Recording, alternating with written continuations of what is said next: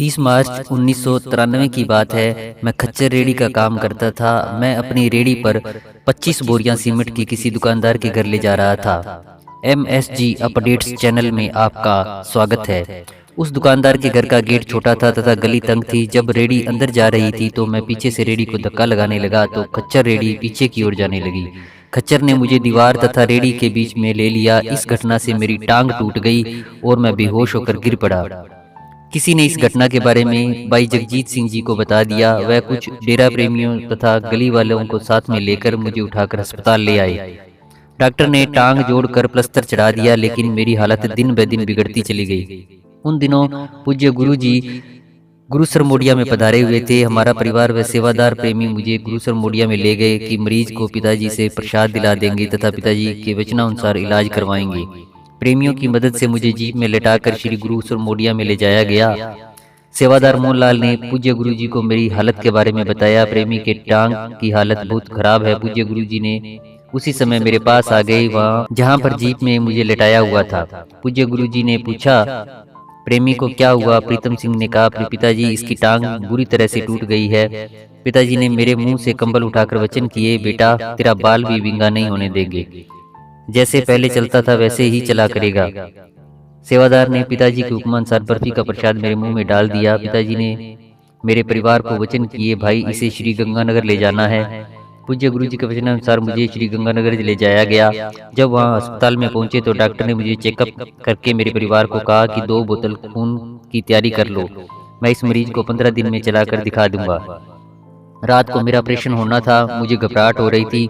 रात को अर्ध निद्रा में यानी कि आधी नींद की अवस्था में मुझे पूज्य गुरुजी ने दर्शन दिए और वचन फरमाया, एक लाश जो कि टीवी टावर के पास पड़ी है उसके श्वास निकाल कर तेरे में डाले हैं।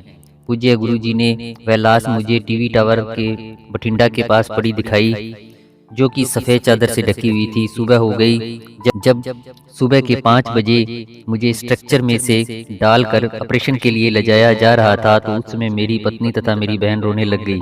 उससे पहले उन्होंने हस्ताक्षर करवा लिए कि मरीज की मृत्यु होने की सूरत में डॉक्टर की कोई जिम्मेवारी नहीं होगी। उस समय मुझे एक तरफ पूजनीय परमपिता शास्त्र राम सिंह जी महाराज तथा दूसरी तरफ पूज्य गुरुजी संत डॉक्टर गुरमीत राम रहीम सिंह जी इंसा के दर्शन हो रहे थे।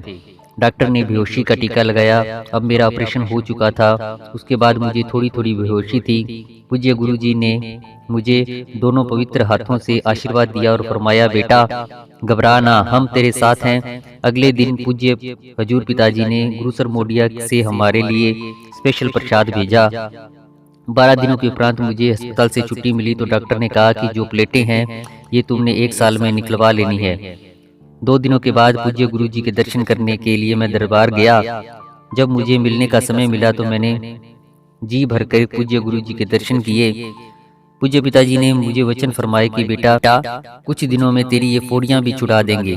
कुछ समय के बाद मैं बिल्कुल ठीक हो गया। उसके बाद मैंने पूज्य पिताजी को मिलकर उनका लाख लाख बार धन्यवाद किया तथा अर्ज की कि पिताजी मैं कोई काम करना चाहता हूँ।